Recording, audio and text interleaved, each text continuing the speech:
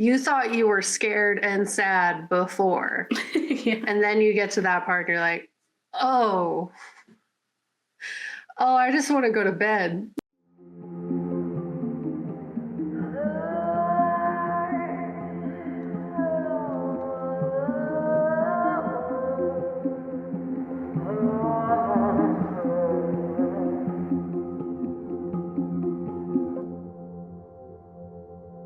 Hi, I'm Kat.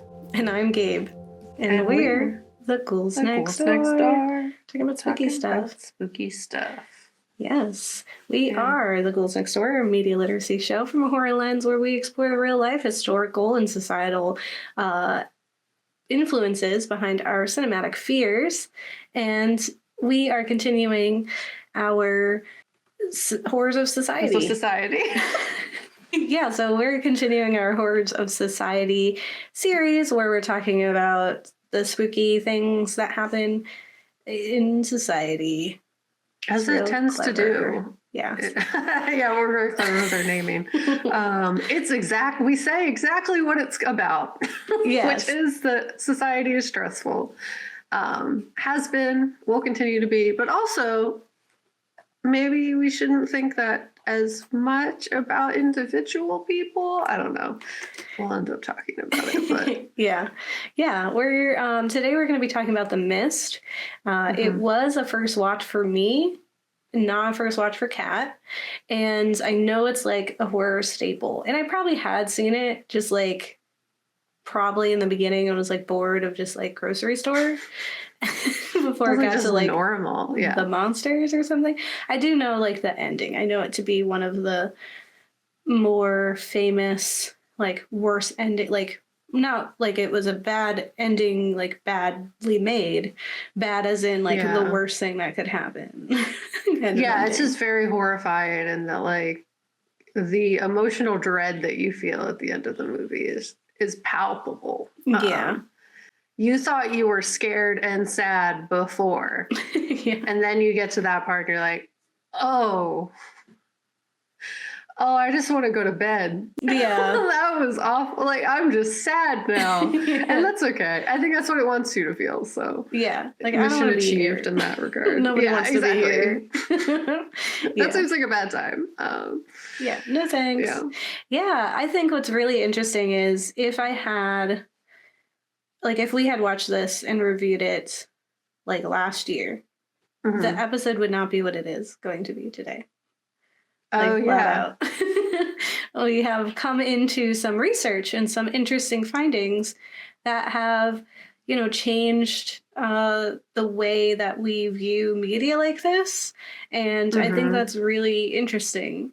Especially because such a big part of us is linking to real things that are happening or real studies and the way that the brain works and people and society. So to learn how society works, how people work, it changes the way that we understand this film. Yeah, it's like the way the media is made makes a lot of films make a little bit more sense in that why they are positioned the way that they are, because like how we used to feel is like the easy answer, I think.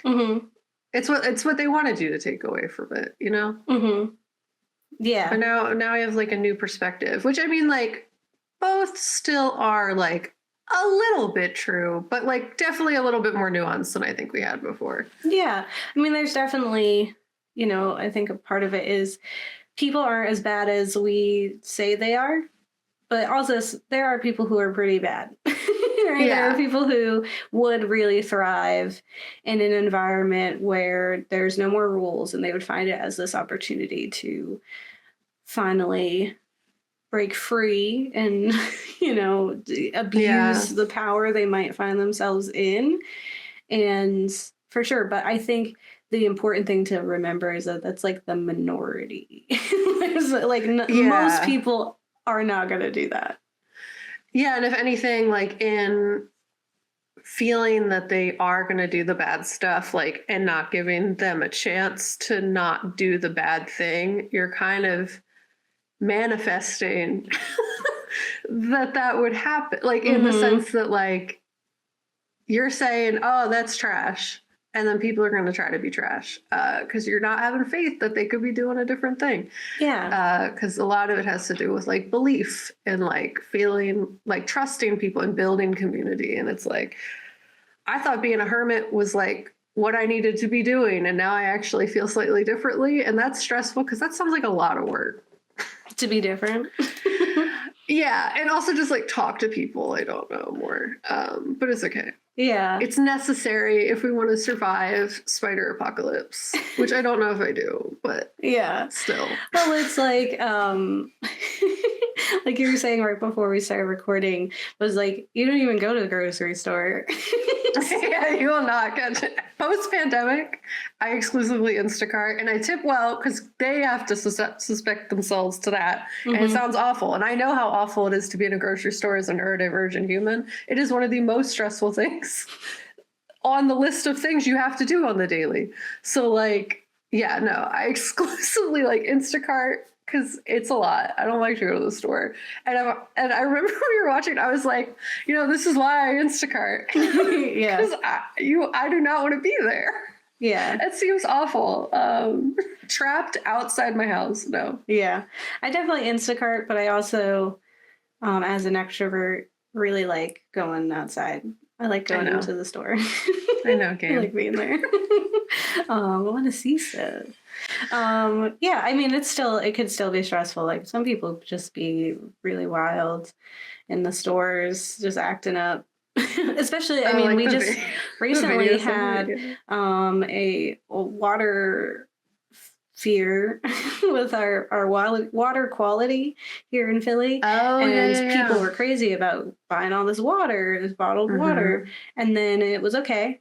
And then all these stores, to accommodate that rush, bought a bunch of water, and then there was just like a bunch just sitting there. And it was like, no, just go give that to people who need it. So, because there's an illusion of scarcity always. So, and that's kind of the whole thing, right? Is like there's all these illusions of the way that society will react. And so then we are told that's what people are going to do. So when things happen, we're like, of course, like people are going to do things. Yeah. So I have to, be ready for when all the horrible things that people are expected to do are going to do. And it's like, no, actually, people are chill. People are chill. They're chill till you tell them they're not chill. Then they're stressed. But. Yeah. Knowledge is power. Well, why don't I hop in and tell you about this film? Do it.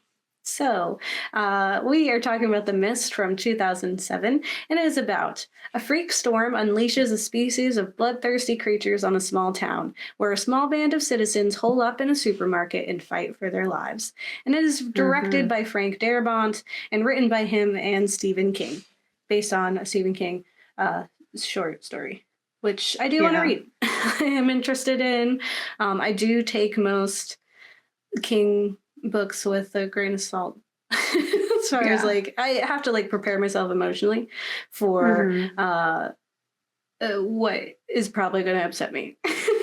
And not because like, ooh, it's spooky. It's just like he has a flawed way that he sees the world and people.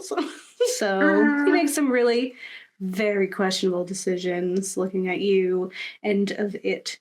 That maybe we don't need to be. And we don't do that. Yeah. Why? We didn't need to do that. I did look up the director, and the reason that everyone from like season 1, The Walking Dead, is in this movie is because he also made The Walking Dead. Well, there you go. So that answered that question, because I was like, why is every single character from season 1 in this movie? It's so weird. So, zombies are rarely the monsters we need to worry about. Any horror buff would be thrilled to explain that the real horror of Dawn of the Dead is not the infected cannibals chasing the ragtag group, but rather consumerism, showcased by the unsubtle location at a shopping mall as their safe haven. Romero's zombie threat reaches beyond the act of being devoured and seeps into the fear of losing our individuality. Because what is a zombie but a mindless, shambling person driven only by instinct, stripped of anything that makes them unique or able to make their own decisions? We've definitely talked about this many times on the Ghouls. Romero himself said that the zombie is a sympathetic character, having once been a person, a loved one even, and now reduced to impulse and monstrosity. We watch horror for the thrill of the chase, pursued by human or otherworldly monsters, and the eventual triumph of our heroes. Something we've discussed often is that horror can be this cathartic experience that allows viewers to work through their own fears.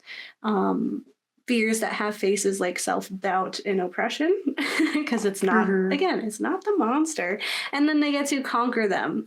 And they ultimately reduce this monstrous fear into a sizzling pile of blood and goop, and that's really pleasant. It just feels nice to not have to deal with that anymore.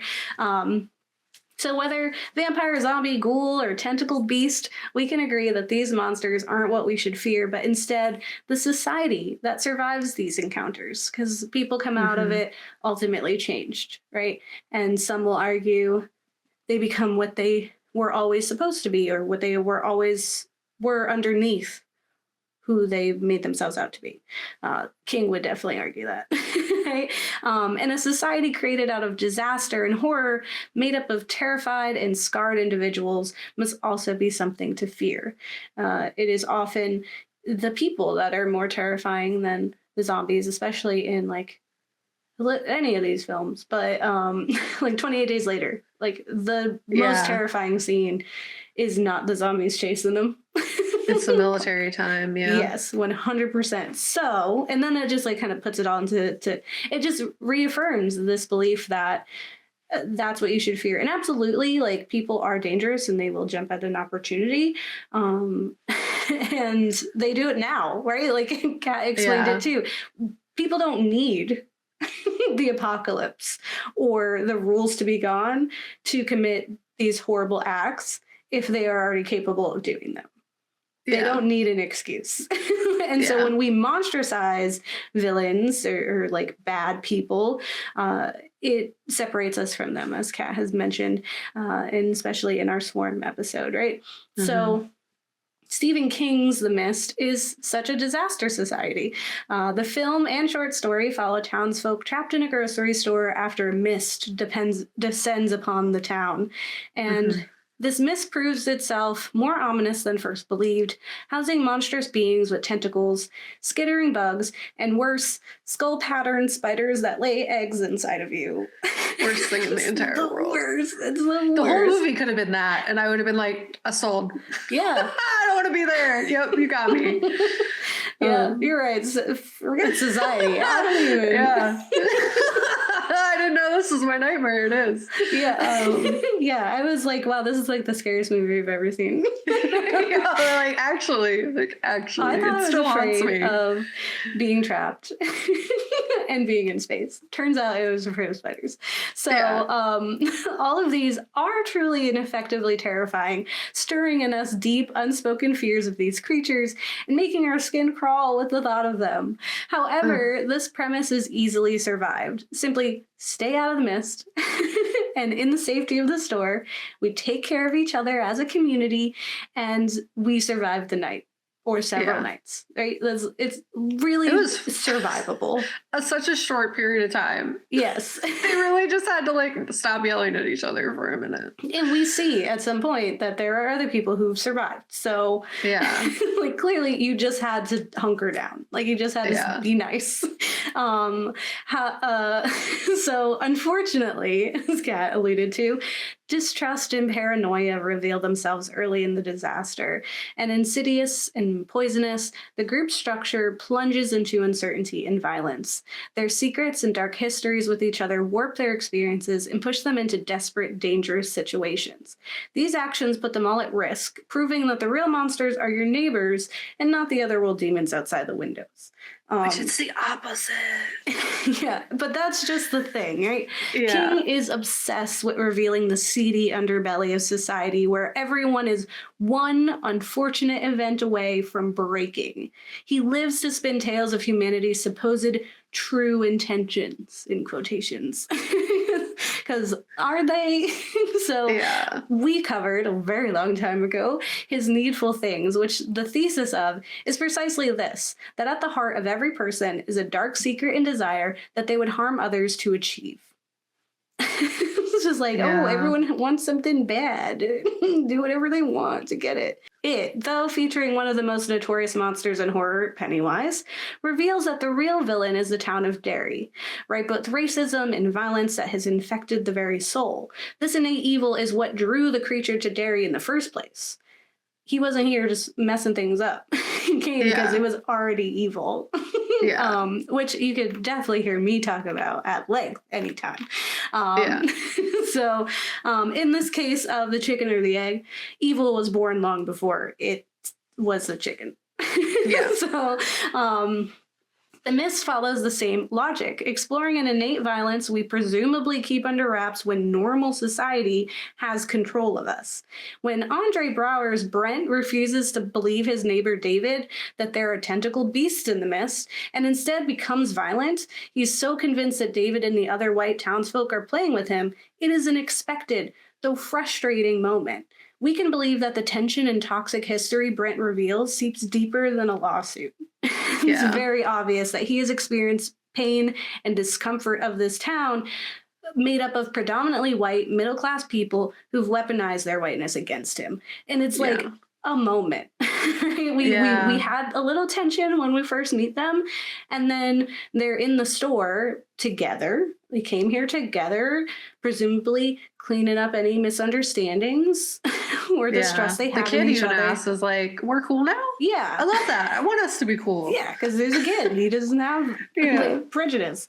So when he has this reaction, it is really frustrating because you're like, we are in a really stressful time. You got to believe people. But it's like, does he?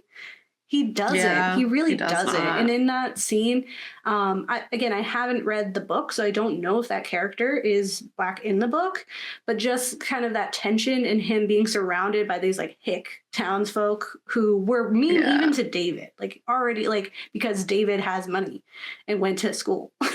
So like clearly they come from, they're a specific brand of human that probably made Brent feel really uncomfortable. So it's absolutely believable that he will not go into the back room in a time of a disaster and vulnerability with a bunch of white men who he has no reason to trust. Like straight up. So that absolutely believable. And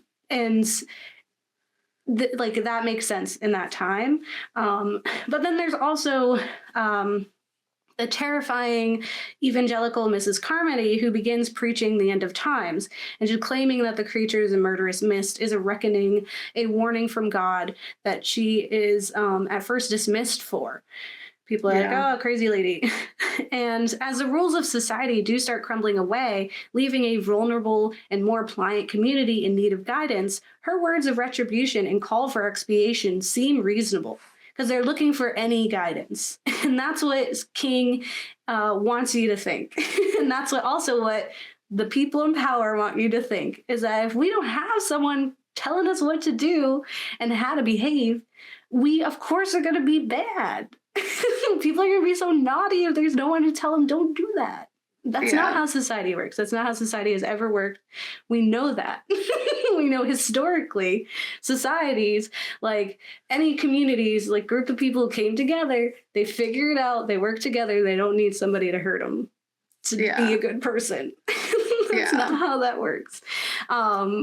So for them, having this person who gives them an explanation and guidance and a way out and some type of person in power that they can look to, it really just warps the way that they understand this situation. And so it becomes this idea of like, what's one sacrifice for the betterment of their new society? Okay, God wants them to do that. So, but do keep in mind that the film takes place over, what is it, like 4 days? And for King, humanity is one horrific tragedy away from collapse, and it can crumble in less than a week. Yeah. That's what he wants you to think. So the film is absolutely effective with its scares, both in the creature design and the viciousness of this community. In particular, a scene that will haunt my nightmares for as long as I can live, finds a young MP officer wrapped in a haunting spider web, and it's slowly revealed that he has been used as a vessel, not for food, but incubation. It's full of eggs. Just horrifying. I want to cry.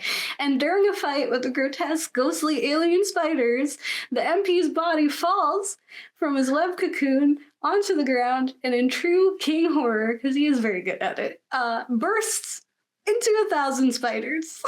Yep. And they're all skittering around. Yep. Just for people. I just want to paint the picture for everyone. Maybe ever happened. Yeah. Nightmares. 1 million. I like to this day, I'm like, I just want to cry every time I think about it. And I'm going to like give a little blurb about it when we get to my section. But like, I did not know how scared I was of spiders until I saw this movie, and I was like, that's it. Yeah. I mean, if I see like a spider, I'm like, okay, go over there. I'm respect. But when you see like an egg and like the little sack and then they come out of it, then I'm like, no. Stop, shush. But this time it was like a person. And it's like, no. It's like my biggest fear. I think there's like the man who does the scary stories with the art that's really scary, Junji Ito. Yeah. Ito. I think he has one where a similar thing happens, where someone gets spiders laid in their face, and then it explodes while they're sleeping. Scary Is that not stories. him? Scary stories Oh my to tell God, in the okay. dark, isn't it? When I tell you, that haunted me. You should like Pixar face. Remember Guillermo did that. Oh, okay, yes, you're so right. I don't know why I thought it was Junji Ito. I guess because he's so good at doing scary stuff like that. He probably did, to be honest. But for real, like when I say, like, I used to have nightmares as a child, waking up covered in spiders. Like, no. Yeah. It was like pinnacle horror. Like the tentacles are like, okay, you can like shrug it off, right? It was really gross. It was super gross. It was very triggering for me. Because anything that has like the little things for trichophobia is just not for me. And then like the bugs were fine. Like, or even like the like dinosaur looking creatures. Like there's like all kinds of creatures. It's very interesting. When they got to the spiders, I was like, that's it. We're done here. Yeah. And for 2007, they looked real. You can tell me those things were not actually happening.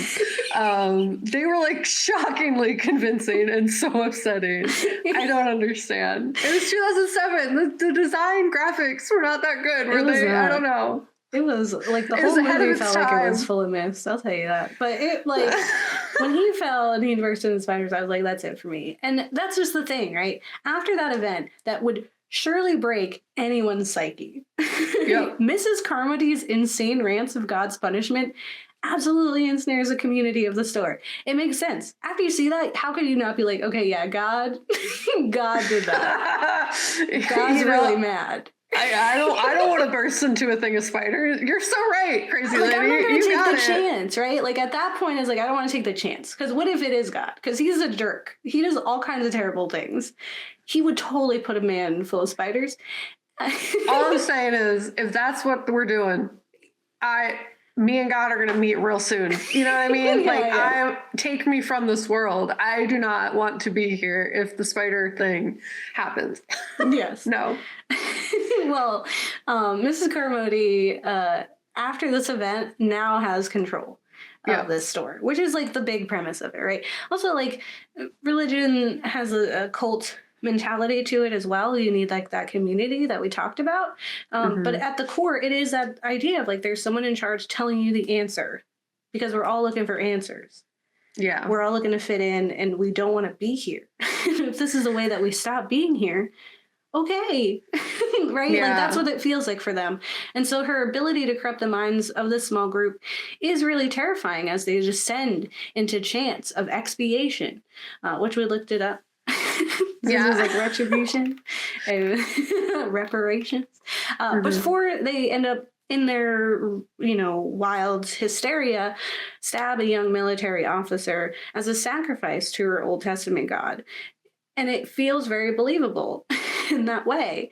And The Mist is one of the most horrifying films that I've seen in a long time, specifically for that, and because it was believable in that, like, people do get riled up by religion, and they're in need of something like that. But I couldn't help but consider the inaccuracies of King and director Frank Darabont's envisioned fallen society after learning some information.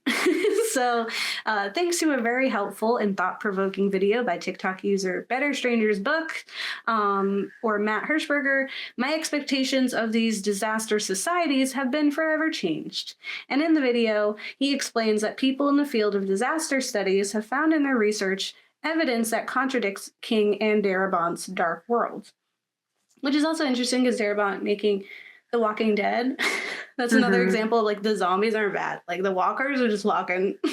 Sometimes they're just sleeping. They don't matter. It's always the people. Yeah, it's like people, like the ones that are evil are extra evil, but then the ones that like are the good guys have a slow descent. I'm on like season 8 now. And they had like this slow descent into losing their humanity and then finding it and then losing it. And then someone's always more evil. It's like such a wild time. But yeah, evil people are in there.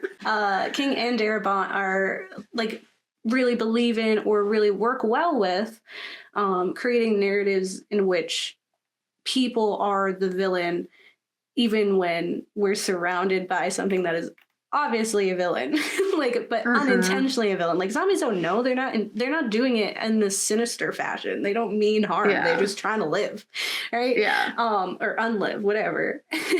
And but people in, you know. So, but apparently, when it comes to real life disaster situations where you would expect, because of narratives like this, narratives both fiction and nonfiction, how many news reports do we have that cast this story of people being the true villain and the horror of the story? Apparently, this field of disaster studies was developed to explore the way people would react in the event of disasters such as a nuclear apocalypse, so that they could understand how people are going to react to something like that, and then they can quickly come in and restore order. Because of course there's going to be chaos. People are going to go crazy. We got to get in there. We got to fix it. So they're like, let's figure out what people do so we can, get ahead of that, because the nuclear, like, we're very, very close to midnight, even closer now than we've ever been, obviously. So what they found, however, was more often than not, in disaster situations, humans actually behave quite well. Who knew? The narratives pushed in the media during times of crisis tend to highlight crimes like looting, which occur far less and much less violently than they are reported to be. Also, it's like, that's stuff. That's stuff that we probably need. In fact, any looting that does occur is often from people needing to go to the store during a disaster and finding it closed, or worse, fearing scarcity, so they become desperate for those goods and then take them. Yeah. And sometimes they take stuff. Honestly, like, when the society collapses, money doesn't need to exist, so just take what you need. We're going to be good. We're going to be good. And it's like, okay, so someone takes some shoes, like, they probably need those sneakers or whatever. They're just sneakers. Yeah, it goes with the whole thing. It's like, you see someone shoplift, let them. You know what I mean? You know you didn't, right? You see someone that you know you didn't. Like, because what? It's stuff. It's stuff. Yeah, it doesn't matter. Anyway, but what the news is reporting is like, oh, these were looting, crime. People are just ready to be evil, and of course it's always very specific people. But the mist is a glimpse into a vision of the disaster society that authorities dream of. What has been discovered in those by those in the disaster studies field, as well as writer Rebecca Solnit, is that in times of crisis, people do not wait for authorities to get things back in line, but instead quickly work to support and help one another. They just like hop right in, because of course. In her book, A Paradise Built in Hell, Solnit describes them as disaster utopias, citing incidents such as 9/11, where civilians were seen helping others get to safety. The TikTok user even explains, like, helping wheelchair users get down the stairs, like, even at the risk of their own lives, long before the first responders arrived, which is like, they're also amazing. Everyone was amazing, but there was already people doing the work at the time that don't get the same acknowledgement, right? Hirschberg, because people think like you're gonna like trample over everybody. Like, we got to get down, so don't save anybody. And they did the opposite of that. So, well, let's think, why does the plane have to tell you to put your own mask on before you help somebody else? Because it's your instinct to help somebody else. Yeah. Because you're like, oh, let me, like, but of course you can't help them if you're dying. So, but it's our instinct to. So, Hirschberger, the TikTok user, also goes on to explain the Manhattan boat lift incident, in which civilians with boats from New Jersey, Staten Island, and other neighboring areas achieved a bigger rescue than that of Dunkirk in World War II, where all these regular people took their boats and tried to rescue people from Manhattan from this horrible thing. So it's just like, people just show up. Like, that happens quite often, right? Solnit explores how the only ones this narrative of disaster society serves are those already in control, enforcing these horror scenarios in which the world is plunged into chaos if left unattended allows them to swoop back in and regain control. It's like, oh, the world's going to be so crazy. Let us come in here. Let us get in here and fix it all up. Because you guys are like, you can't do it yourself. You need help. We need to hold your hand. And like, what's wild is, like, in reality, if you see a military person in an apocalypse scenario, you run from them, because also in every show, like The Last of Us, for example, the military people, if you thought you were going to go get help, they murdered you, because it's easier to take care of a small group than a big group. So don't go to the military or anyone else. Like, talk to your neighbors who you've known for a while. You know what I mean? And I mean, those in power have always used time of crisis to push their control further. If you just think about 9/11 specifically. Oh, what is a little bit of our securities and our privacy when we can protect everybody? Like, oh, we can give up those. You can give up a little of that.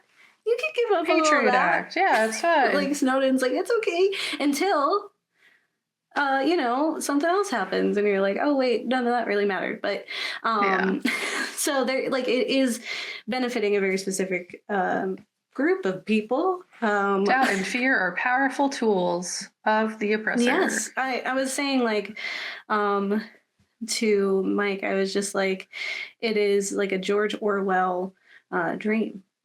It's like, you still fear. What I referred to as a George Orwell dream was actually hustle culture.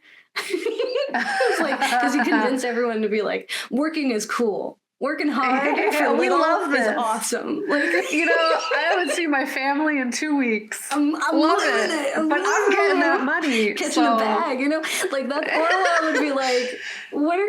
Like, I couldn't have wrote that. It's so much better. Yeah. Orwell would also, like, agree with this. It's the better, right?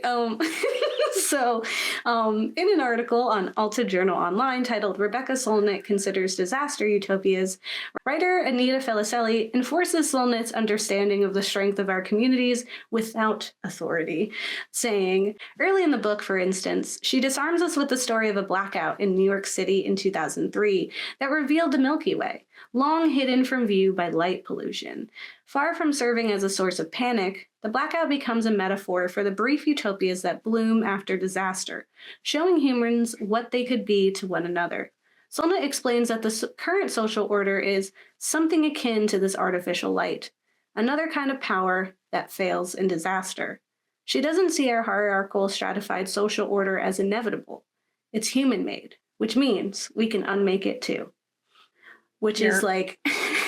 finding with something, I'm going to read this book. It's on my list now. I've read a little bit, but I was like, this is so hopeful. We don't really get a lot of that, especially with us being in horror and covering that. It's kind of nice. It was nice for me to hear. Like, when we watched that one movie, it was like, the meteor comes. Oh yeah, don't look up. And how, like, that was just so devastating. And, like, you kind of need hope to facilitate change. Otherwise, like, people are just going to freeze in, like, a permanent executive dysfunction out of how overwhelming the battle is, And it's just, like, to see something like that, right? Like, to equate this authoritative power structure as the light pollution that...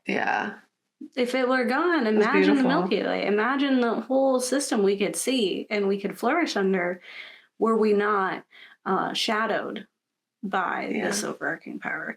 That's so beautiful. All right, me and Soulmate, we're gonna write some books together. Anyway, Soulmate reasons that we have a much stronger connection to our community and are innately capable of activism and support of our neighbors versus the innate violence that King and totally blanking out his name. Frank. King and Frank believe in. So we have a desire and need to care for each other. And as Kat explained in our Swarm episode recently, we're hardwired for connection. What keeps us from that free connection and support is an authoritative minority that wields the messages, keeping us obedient. These forces, like King, thrive on a narrative in which humans are vulnerable and selfish. Right? He wouldn't sell all those books and wouldn't be so scary if we didn't believe that. Because we do.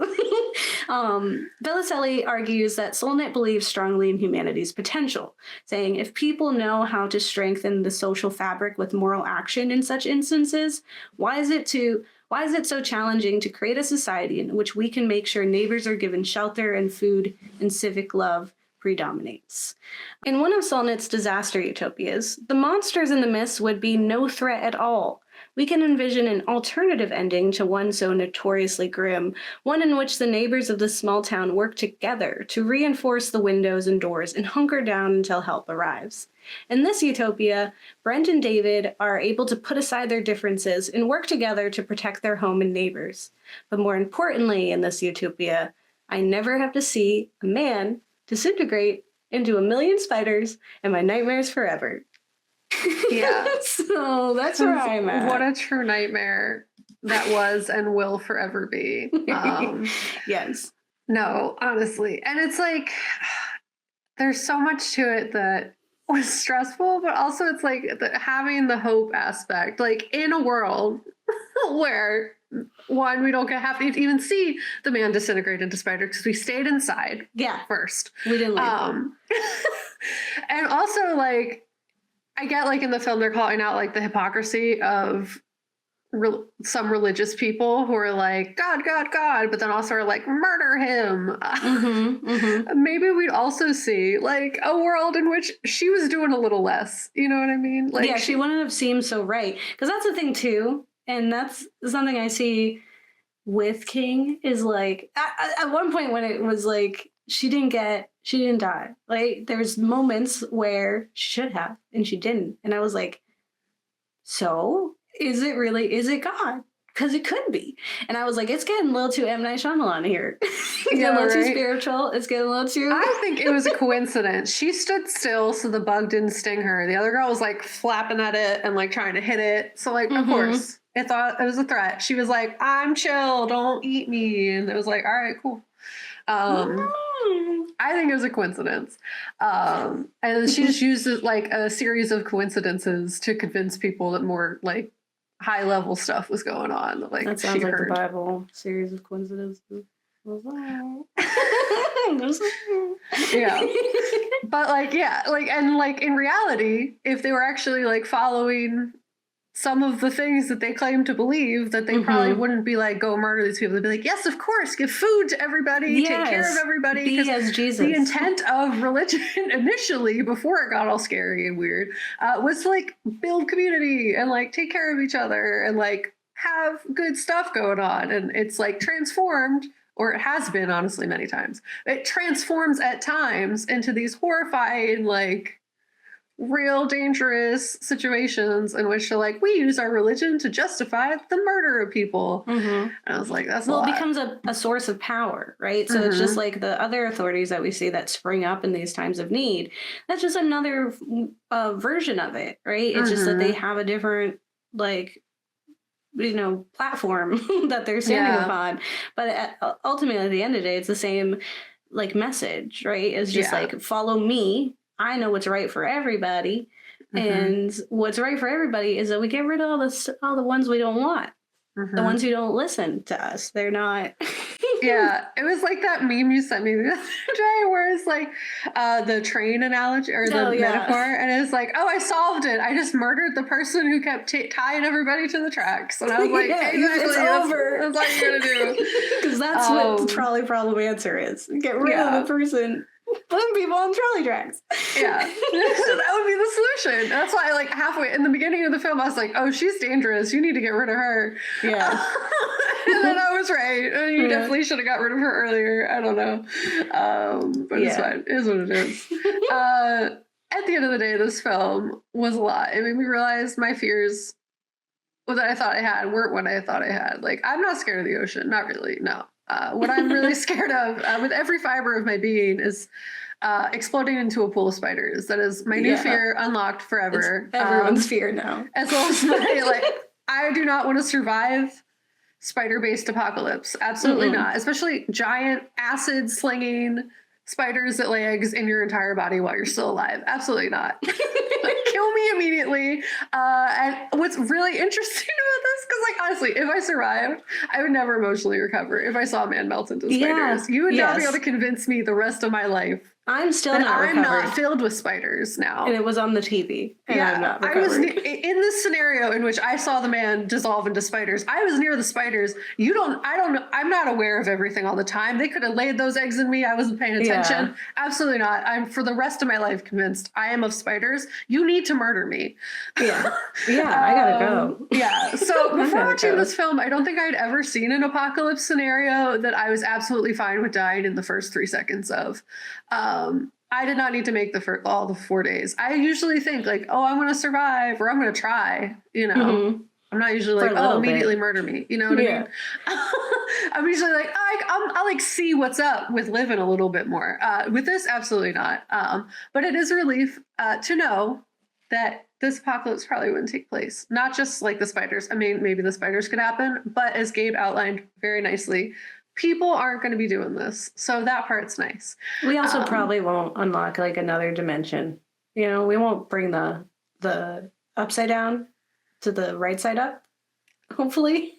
Fingers crossed. I don't know. They're finding stuff in space, Gabe. No. Probably not spiders, but maybe other things that are terrifying. Yeah, big Cthulhu monster. As Gabe said, just because this specific scenario probably isn't going to play out, it's not to say there aren't people out there who would absolutely use the apocalypse as a staging ground for their darkest desires to enact violence and control. But as Gabe said, people already are going to do that. They might be a little more slick about it, but people are already doing that right now. But we have like the really nice light pollution to obscure our view from said things. And basically, the argument that we land in and that I'm going to kind of reinforce is that the people who are going to be trying to do that are in the minority. The people who are probably not going to be doing that are in the majority. So if we're following Assassination Nation logic from way back when, 10% of people are good, 10% people are bad, 80% are in the middle, but can be inspired to either direction. And if we're looking at it that way, like 90% of people have the capacity to be good, which is a lot. You know, that's a lot of humans. And the important piece is which direction people are inspired to follow. And I read the same part of the same book that Gabe was talking about, Paradise Built in Hell by Rebecca Solnit. And it honestly says just that. It reinforces the idea that the direction people are inspired to follow really matters. And that like in belief and thinking people are going to do good and acting in the way you want other people to act matters. It's going to influence what's happening, as well as like the fact that we are inherently connected.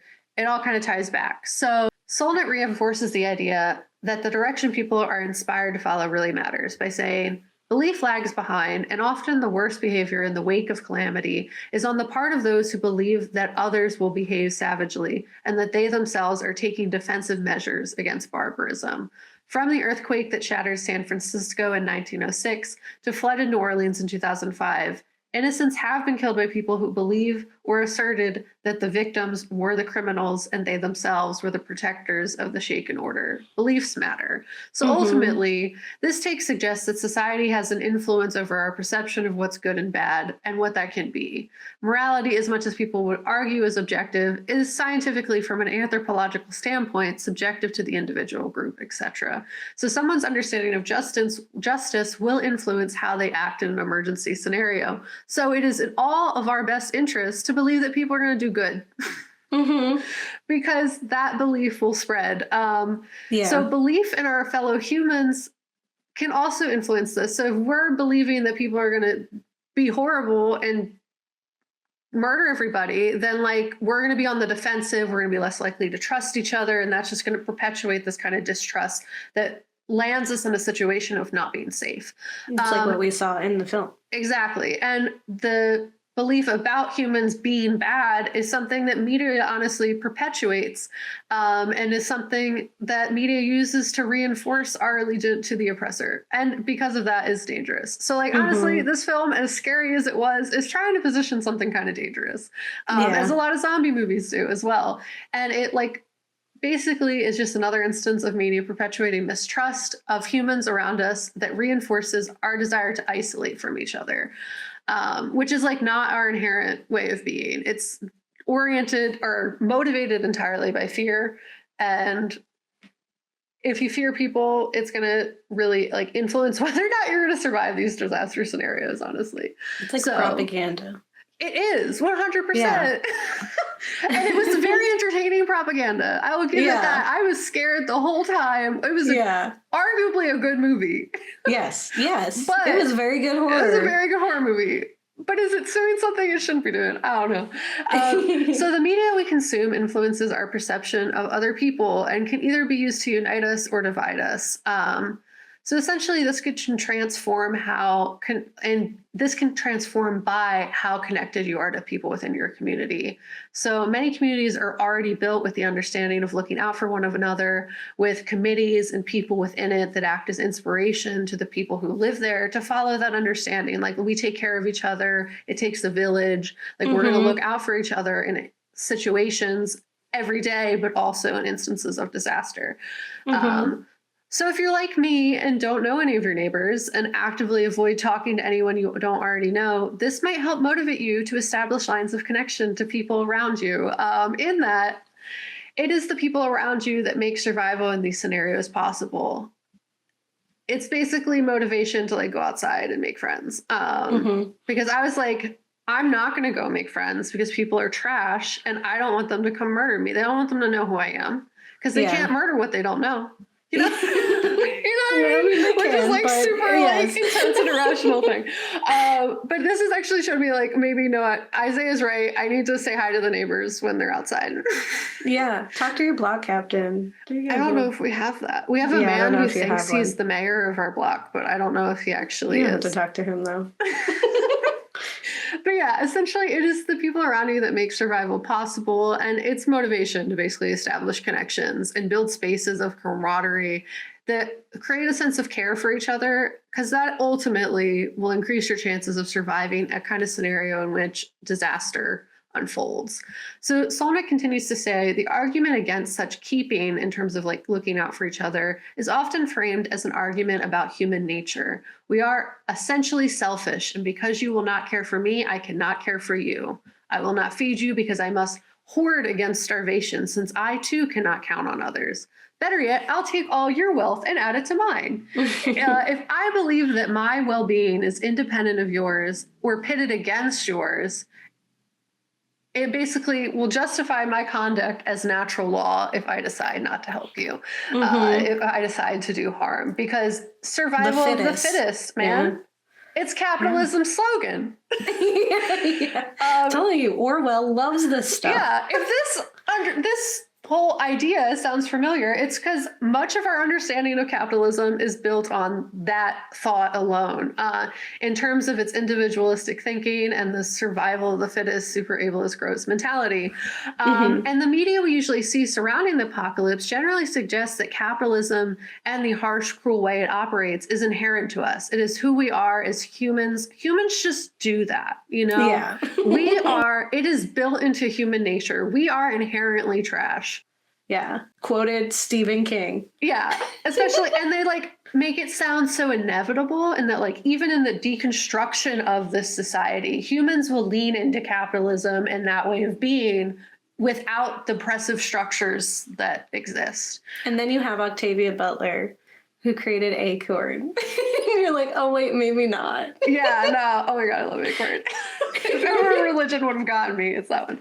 Yeah, 100%. But yeah, so like it really perpetuates the idea that even in the deconstruction of capitalism, we would still operate as capitalists in a destroyed society. And the book actually positions the opposite, which is honestly where I'm at now, that even though I wasn't sure that their intention was like, I am anti-capitalist now. It might be, I don't know. I didn't read the whole thing yet, but I will eventually. And basically it goes on to say that we could have a reality in which that's not what everyone just thinks is the inherent way to be. It creates and inspires a reality where we are not doomed to capitalism forever. As it said, there's a system, but we made it so we can unmake it. Yeah. In fact, it has not been this forever. It hasn't always been this. It's been this for a very short time. And we can say that didn't work and we can move on, try something new. Absolutely. And like, with this outlook, there's like a lot of hope for that. And I think a lot of apocalypse scenarios don't provide that hope. It's like, yeah, people are just going to do that. We don't even need capitalism at the end of the day, because people are going to keep doing individualistic thinking and just like murder each other and like hoard resources. That's just what people do. And it's not. Ultimately, a lot of science says that and records of humanity doing stuff say that that's actually very much not the case most of the time. In fact, it's argued that to act in this individualistic and selfish way where we reject protecting each other often creates a world where every day becomes a social disaster, which honestly living in capitalism is. Yeah. And when in reality, while sometimes disasters intensify this, sometimes it provides a remarkable reprieve from it, a view into another world for our other selves. So like, since we're watching Severance, and I know we're going to talk about it eventually, but it made me immediately think of that, where, but like in a good way, where the other world is like nice. You know what I mean? Like, it's just a happy place where the world is different and we don't got to be dealing with this anymore. So honestly, I was really thinking about that. And I was like, we really saw some of this play out during the pandemic, specifically where many community groups, families, and neighbors worked together to uplift each other, build like pods, like co-parented, like found ways to build educational support, systems of care, food resources, etc. Like lots of communities banded together to help each other. Family units became more connected and realizing that being home and away from work was more meaningful and like where they wanted to be, to the point where like people don't want to be at work as much anymore. They don't want to go back because they're like, oh my God, work means nothing. Community and connection actually mean a lot. And as the author kind of like positions that like these disasters provide us with a window into like what life could be without these oppressive systems, because you get to slow down and actually look at everything in a way that you haven't been able to before. You're able to like, they've been remember. distracting you. Yeah, the light pollution is gone, and you're able to like actually like look at your neighbor and be like, wow, I actually care about them. You know what I mean? So yeah, when many people slowed down enough to be able to see what was actually happening around them, they also noticed like a lot of things weren't cool.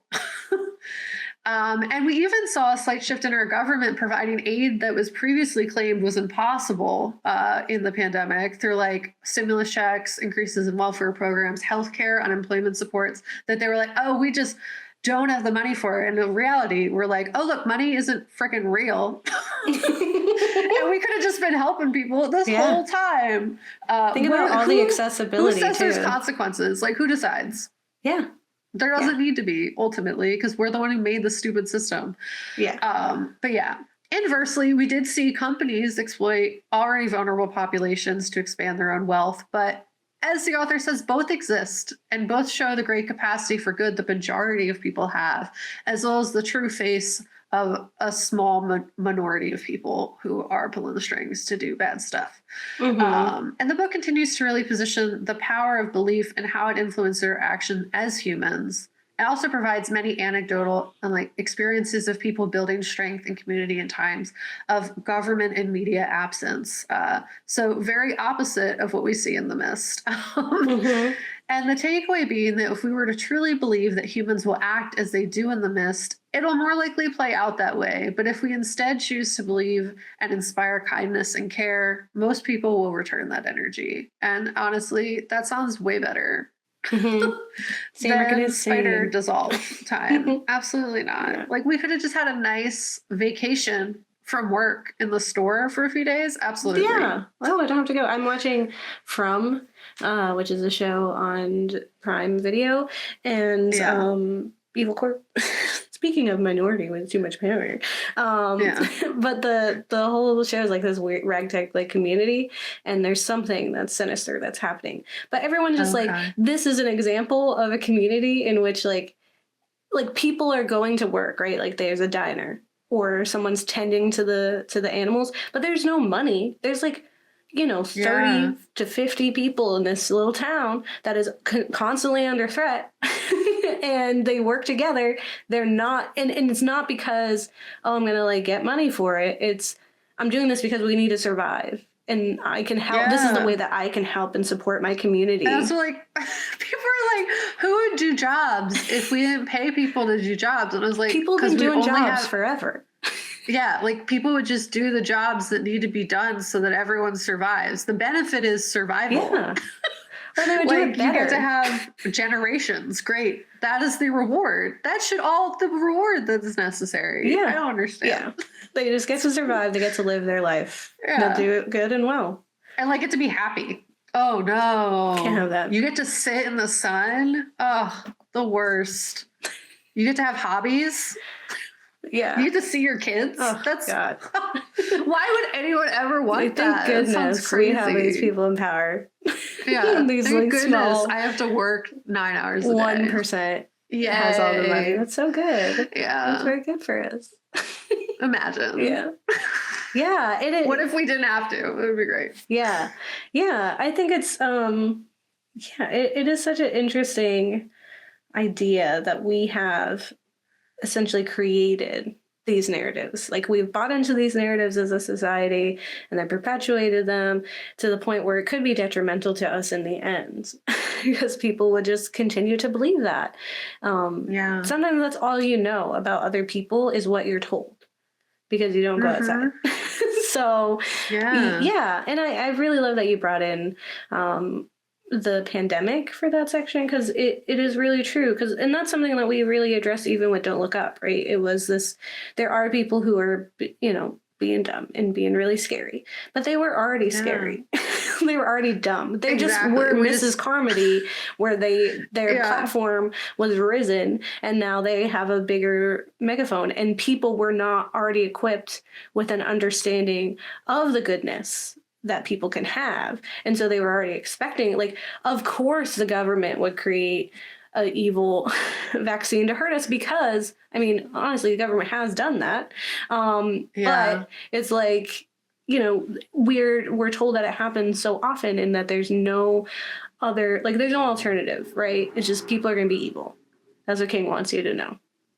Yeah. So that like, you got to lock yourself in your house and don't talk to anybody, don't answer the door, etc. And it's like, actually, if you help now you have people to help you survive longer. Like they're not a detriment. Like their success is not your loss. And that's something like capitalism, just like we need to figure out how to deprogram because it just makes us like pit against each other in a way that's sad. Well, that's what, in our, Alice in Borderlands episode, that was something I really appreciated was because there was a community that found each other, very similar to and from, where they were working together to work through these these puzzles, and they were more than surviving, they were thriving, right? They were living it, right? The most of the situation they could have, versus what you would expect to happen, what we often see in these like post-apocalyptic or disaster scenarios where it's like, oh, everyone's murdering each other, of course. No.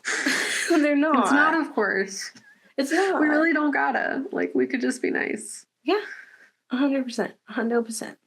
That all being said, The Mist is a wonderful movie. It is very fun. Yeah, no, I was not crapping on it. It's just, I was crapping on, like, society thinking society's trash. That was, like, our thesis a lot of the time.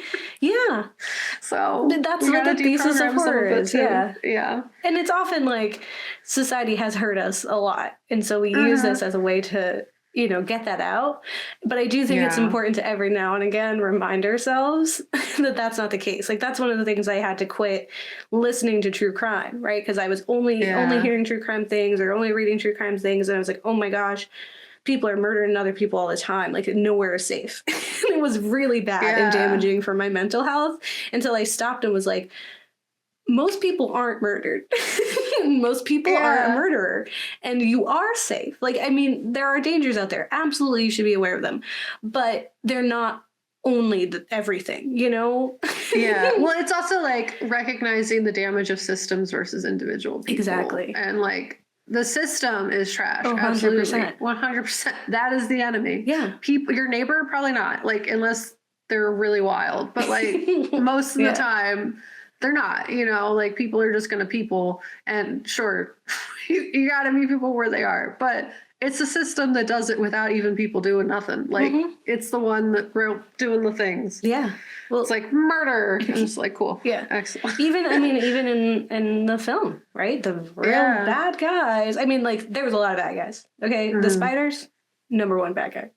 Number one horrible one's bad guy. Yes. The big tentacly elder god, he was fine. He was just hanging out. Yeah, he's just walking around town. Right. The bugs, all those other guys, fine. Spiders, number one. Number two, Mrs. Carmody. Number three, the people why the bugs were there. So not to spoil it. Government. Yeah. But people of power. So and again, it's just like those narratives, they push them so they can retain power. And it sucks. And at the end of the day, they come save the day with flamethrowers. Yeah, it's like, you did this, and I don't care. I don't care that you have flamethrowers because I saw spiders, saw a man burst into 1,000 spiders. You're gonna now use the flamethrower on me because I'm full of spiders. I want this to be over.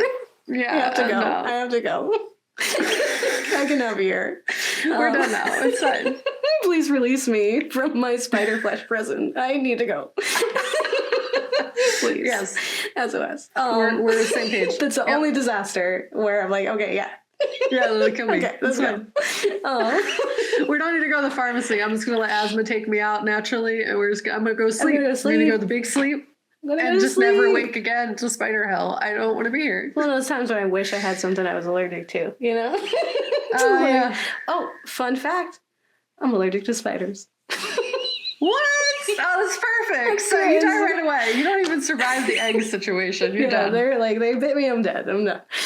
Wonderful. Good. I'm a bad host. Hey, spiders. Bad host over here. Don't lay eggs in here. Don't lay eggs in this body. It's not good. It won't go well. It's not good. It's got a really bad Yelp review. You don't want it. This X-ray on the body.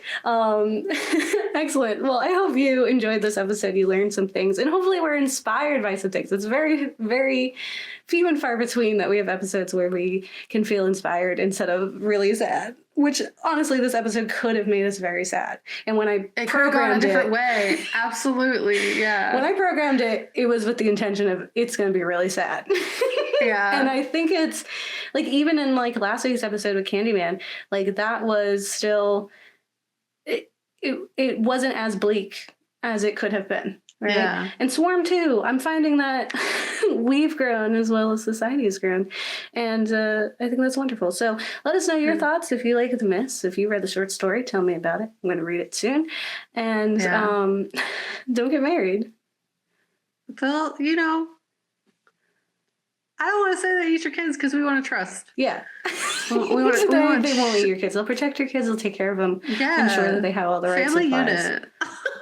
We're going to help each other. Yeah. That's your partner. So. I will say that in the film, he didn't raise his kid. He wasn't taking care of that kid. But everybody else in the store was. He had like 7 new parents. All he ever did was run and cry. It takes a village, Gabe. It does. And he had a whole convenience store or a whole grocery store to raise him. Good job, boy.